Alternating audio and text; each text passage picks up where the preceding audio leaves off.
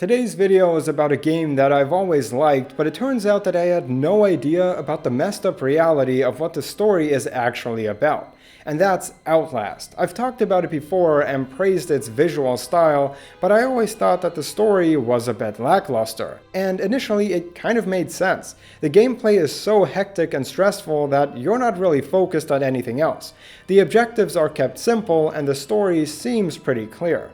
But all of that changes once you actually explore the asylum a little bit deeper. In different rooms you can see folders with secret information inside, and it's mainly through these that the story plays out. Most of them just give you more information about the fictional stuff that happened at the asylum you're in, but there are some that are a bit more serious. They reveal what really happened within these walls. It involves human experiments, sinister operations about mind control, and bringing a scientist who worked for the Nazis to America so that he can continue his experiments. And even though the plot of the game is fictional, some of these documents reveal information that is 100% real. In Outlast, you play as journalist Miles Upshur, who receives an email from an employee of the Murkoff Corporation, supposedly a charitable organization. This is the first of many documents that reveal the true horrors of this game.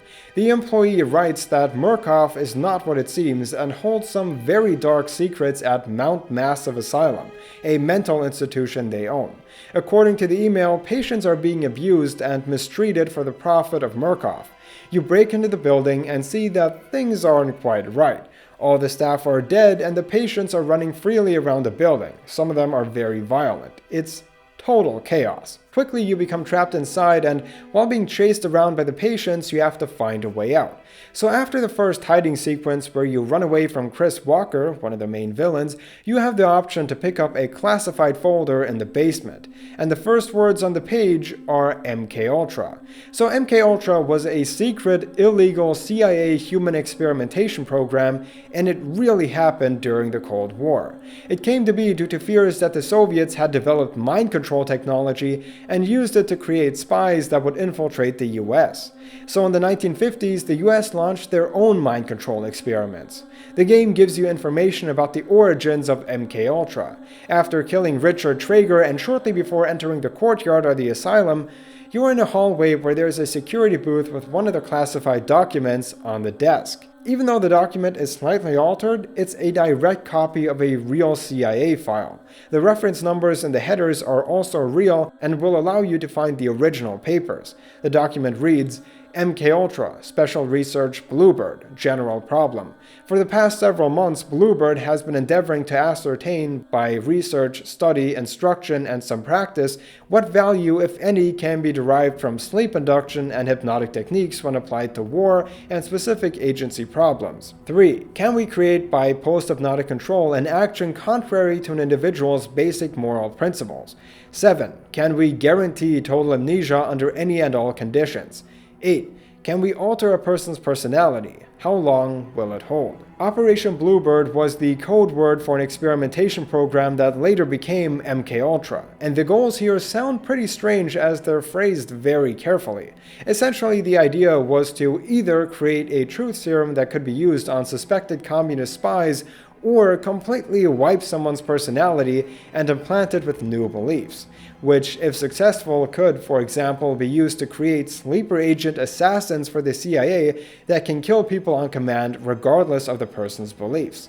In 1953, MKUltra was authorized by the head of the CIA, Allen Dulles, and they employed different strategies to achieve the desired results, like giving people dangerously large doses of psychedelic drugs such as LSD or psilocybin. They also experimented with violent electroconvulsive therapy and even hypnosis. Now, it's hard to explain this in such a short period of time, but these human experiments done by the CIA were incredibly torturous, unethical, illegal, and highly immoral.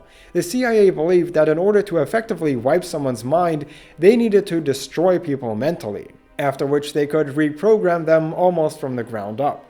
Some of the worst MKUltra experimentation occurred at the Allen Memorial Institute in Montreal, Canada, where unsuspecting mentally ill people were experimented on by dosing them with dangerous drug mixtures and subjecting them to psychological abuse.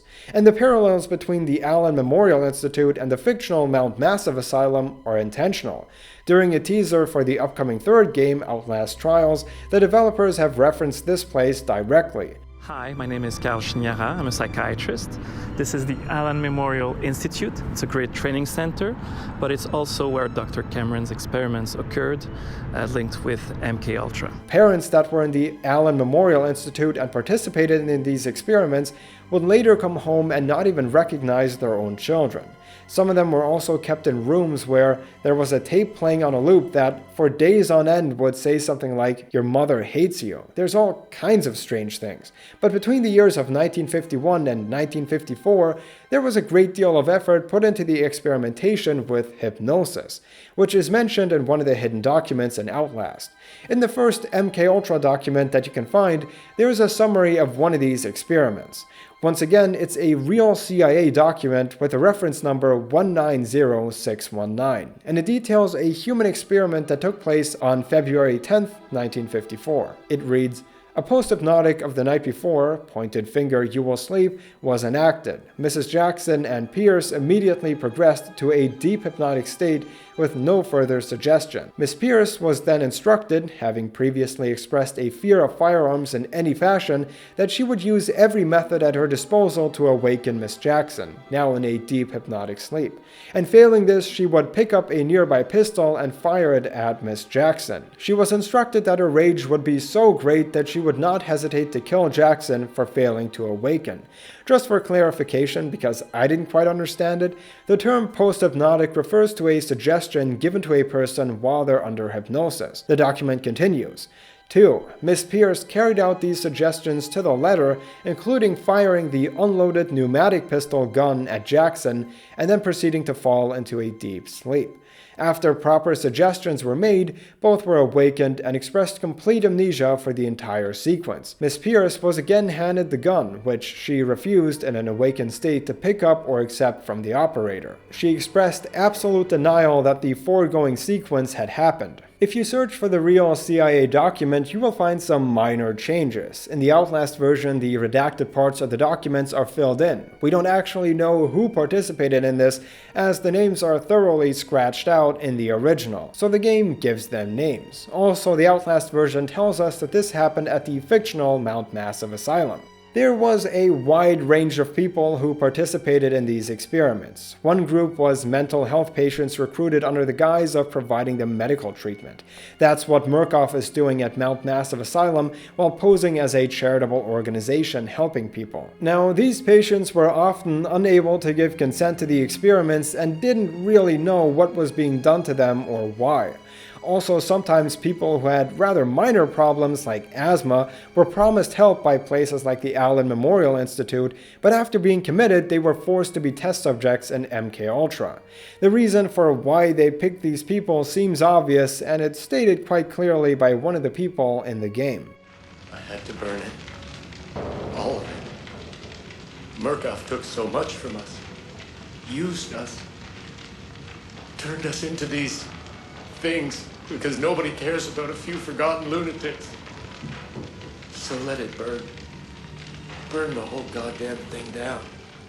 And the fact that people who didn't belong in asylums were coerced into being committed and were then experimented on is taken to the next level in Outlast. The Murkoff Corporation seems to regularly imprison employees who represent problems for the company. Somehow dumb enough to think that a borrowed laptop, onion router, and firewall patch would be enough to fool the world's leading supplier of biometric security. Stupid, Mr. Park. More than stupid. In fact, that was crazy. I'm afraid we're going to have you committed. One of them is David Annapurna, who we learn about from another document. He was an orderly at Mount Massive who suspected that the patients were being abused. David asked to be reassigned to a different location, but after a few months without an answer, he threatened to resign and go to the press. Later on, when we get to the hospital section of the game, we see a different document with his name on it. Rick Traeger suggests that David Annapurna be immediately committed to Mount Massive as a patient until he dies. Oddly enough, the person who requests this, Rick Traeger, suffers a similar fate. He was also committed and winds up becoming, in my opinion, the creepiest villain in the game. A lunatic playing a doctor when in reality he's not a doctor, never was a doctor, and just enjoys cutting people open. And it wasn't just asylum patients that the CIA used, but also prisoners, both in the US and other countries. In some cases, the CIA collaborated with foreign governments to carry out experiments on inmates. American military personnel were also recruited, mostly soldiers who were unaware of what exactly they were participating in. Finally, there was also experiments conducted on normal civilians who were drugged without their knowledge and without consent. Now, a lot of the details of MKUltra remain unknown because most of the records were destroyed, so we don't quite know how deep this goes. But there are some really bizarre stories of hookers luring men into CIA safe houses where they would then be dosed with psychedelic drugs. It's crazy. It's also not a coincidence that Miles arrives at Mount Massive due to a whistleblower. That's how MKUltra got exposed. In the early 1970s, a former State Department officer, John D. Marks, remembered that there were plain financial records of the experiments, and from this he was able to expose some of what the CIA did. But how exactly does all of this tie into the game? After all, Outlast is estimated to take place in 2013, long after the MKUltra experiments officially ended in 1972. To understand this, we have to dive deep into another one of the documents, which again reveals real-world information. In the game, when you go to the female ward in the 6th chapter, and instead of heading up the stairs like you're supposed to, but go downstairs instead, you can find a large empty room. In the corner, you can see some loser facing the corner like the Blair Witch. On the table in the room, you can find another document. It reads, Project Paperclip, Joint Intelligence Objectives Agency, JIOA, document number 8 of 186. Excerpt. Reference Nazi War Crimes Disclosure Act. A. Paperclip provides a means of obtaining services of foreign specialists for specific assignments within the technical services of the Departments of Army, Navy, and Air Force. Now, to be honest, the first time I read this, I didn't quite understand it and had to do more research. The important term that's referenced here is Paperclip. This refers to another secret program from the Joint Intelligence Objectives Agency and carried out by the US Army's Counterintelligence Corps, both of whom I had never heard before and had to look up. Operation Paperclip occurred shortly after World War II and involved getting 1,600 German engineers, scientists, and technicians from Nazi Germany to work in the United States, and many of them were members of the Nazi Party. This is another deep rabbit hole that you can dive into, and upon initial research seems very surreal, but again, this stuff actually happened. One of the arguably most notorious cases was probably Wernher von Braun. He developed the V-2 rocket for the Nazis, a long-range ballistic missile, and the first rocket that was sent into space by humans. This became of great interest to the United States later on with the space race. When he came to the US as part of Operation Paperclip, he developed American rockets during the 1950s, and later on even served as chief architect of the Saturn V rocket, which was later used in the Apollo missions to send people to the moon. So in Outlast, there is one name that comes up quite a bit, and that's Dr. Rudolf Wernicke. Nigger. He got the cheat now. He's still alive. Filled with Wernicke's niggers. He worked so well. He is the fictional character that serves as one of the main villains throughout the story. Throughout the game, we hear different accounts about his existence. We see a report of his death certificate in one of the declassified documents. However, some of the patients claim that they have met and worked with him after he officially died. In one document, a doctor reports that his patient claims he's working with Wernicke, which should be impossible, and must therefore be a sign of either hallucinations or delusions. Towards the end, we find out that he's been secretly alive this whole time and locked himself in the basement. Wernicke is a German scientist that came to the US as part of Operation Paperclip. His life work is the Wallrider. This is the ghost-like creature that we see very little of in the game, most of it at the very end, where he serves as the final boss.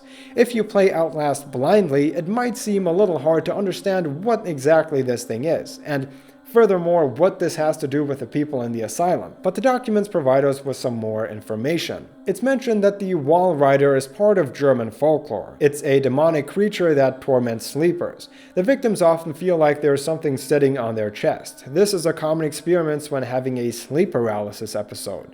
But Wernicke wanted to turn the Wallrider from a myth to reality.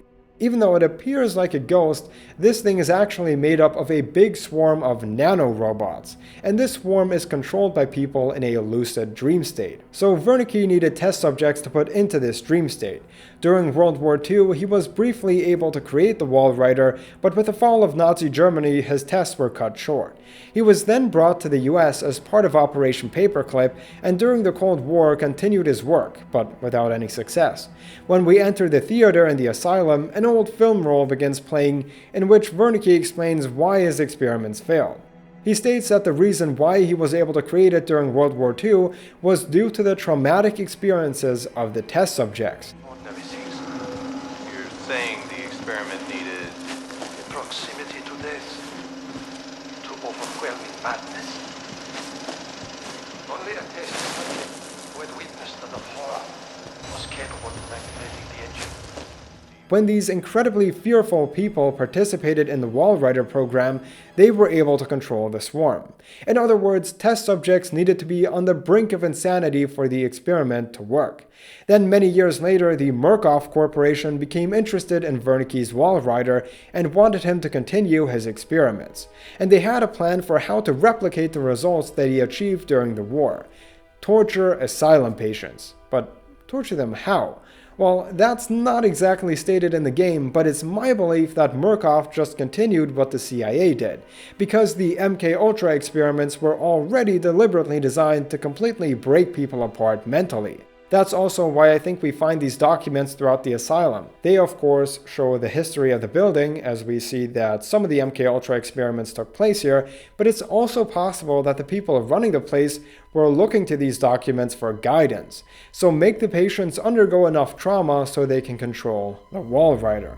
That's why most of the patients in the building are so incredibly fearful of everything. They don't want to attack you. After the psychological abuse they endured, they're afraid themselves. As for how they look, that's more of a direct side effect of the Wallrider experiments. If the tests were unsuccessful, there were horrible deformities and mutations in the patients, which were fairly unpredictable. That's why they're called variants. In the Outlast universe, the Mount Massive Asylum functioned as a sort of safe house for the CIA during the 50s and 60s where they could conduct the human experiments.